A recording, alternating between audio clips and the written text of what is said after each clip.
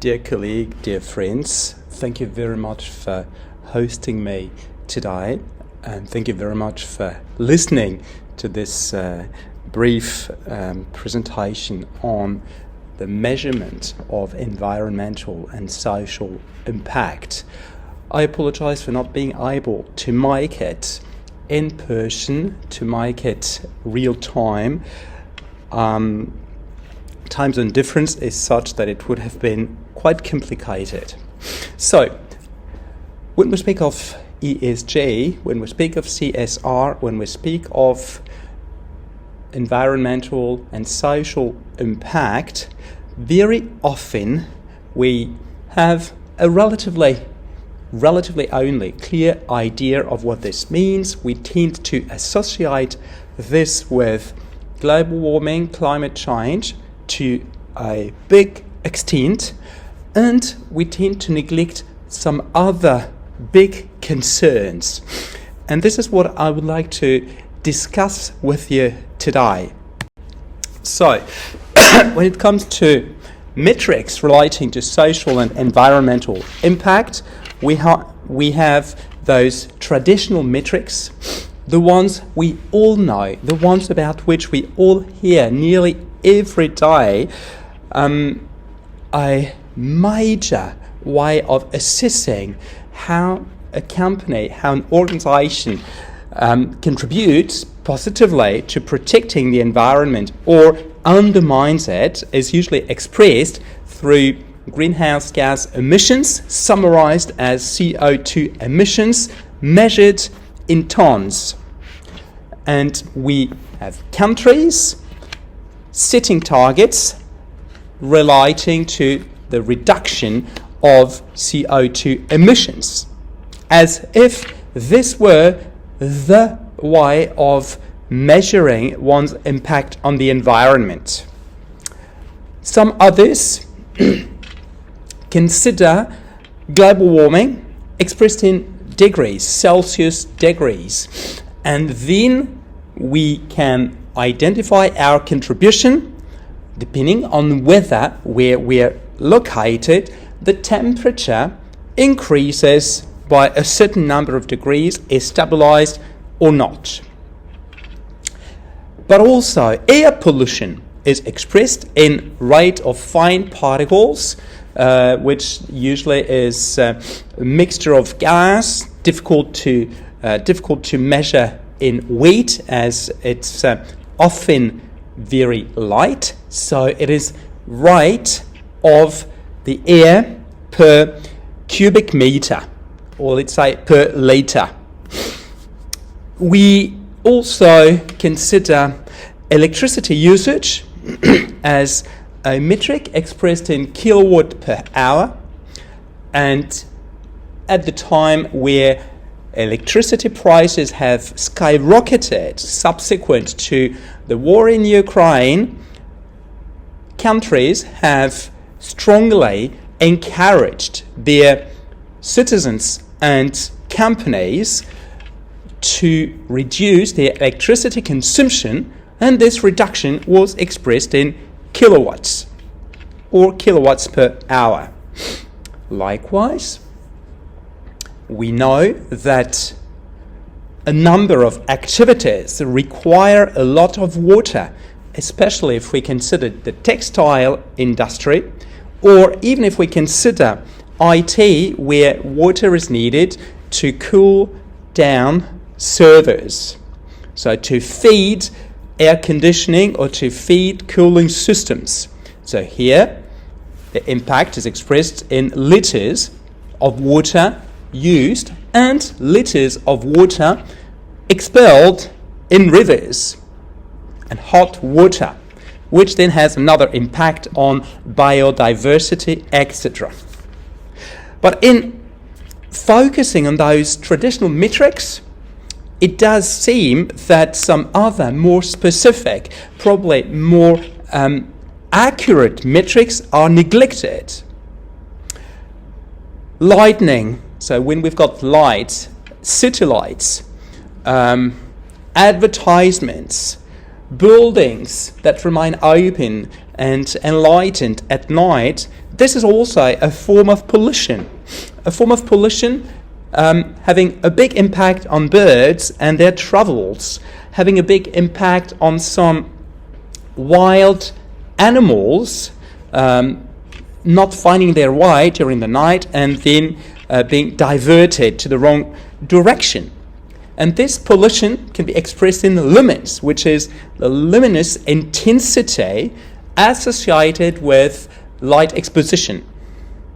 But also, some activities have a sound impact, such as airports or airlines, especially for the neighborhood, but also for the flora and mainly the fauna when they're nesting, and this can be expressed in decibels.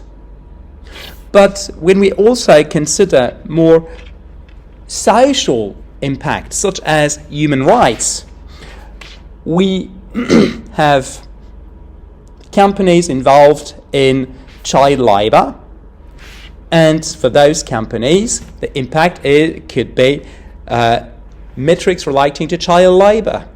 How many children are working? How many child hours are worked for the company? And this in comparison to the total number of hours worked for the company. But this can also be the hourly salary. How much our employees, our workers, paid per hour. In some countries it is considered high, in some others it is considered low. This is also a way of assessing the social involvement and social impact of this organization where it operates. But we also have diversity, equity and inclusion impact that could be expressed in numbers or rates of people with different backgrounds in different roles, such as some ethnic minorities in management positions, women in management positions, total number, or a percentage against the total for the same roles. This is also a convergent and increasing metrics. We've got societal impact in the local environment where the organization is operating, and there we have metrics that could be employment, so number of jobs created locally, direct but also indirect jobs. When you employ a number of people, then those people for their living will need a supermarket, will need doctors, will need school, will need buses, and all those are indirect jobs. But then we've got public impact, so impact for public authorities through generally, let's say, tax payment. A company that evades tax has a major negative impact on the location where it is operating. It means that the money earned does not go to the local people, does not go to local public services, does not go to local schools, transports, etc. So here, a measure of public impact could be actual taxation rate in a certain location, etc. I wanted to highlight just with this slide the variety of metrics for social and environmental impact. This means that we must strategize this social and environmental impact and identify the most appropriate, the most relevant metrics for those. Bear in mind that not every organization has the same impact on the environment and on society. Impact is specific and proceeds from strategy. The very first thing we must have in mind is that impact and its measurement proceeds from your core business. Your social, your environmental impact is not the same depending on whether you are a service company, an industry, manufacturing company, an IT company, an airline, or whatsoever. So first of all, what is the core business? But then, when we strategize, we can subsume strategy into 4 categories, enabling us to identify the type of impact we might have, the type of metrics that could proceed from there. First, cost domination versus differentiation.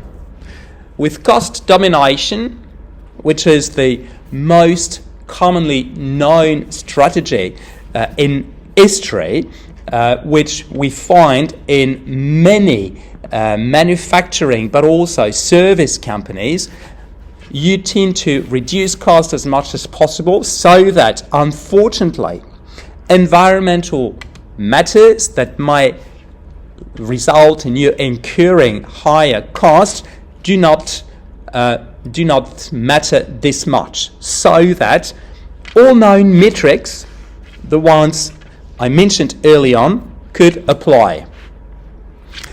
Conversely, with differentiation, here, what matters will be to have those metrics that are specific to your activity, those metrics that count, those metrics that precisely make you different from another organization. Second, position on the market, leader, incumbent, or follower.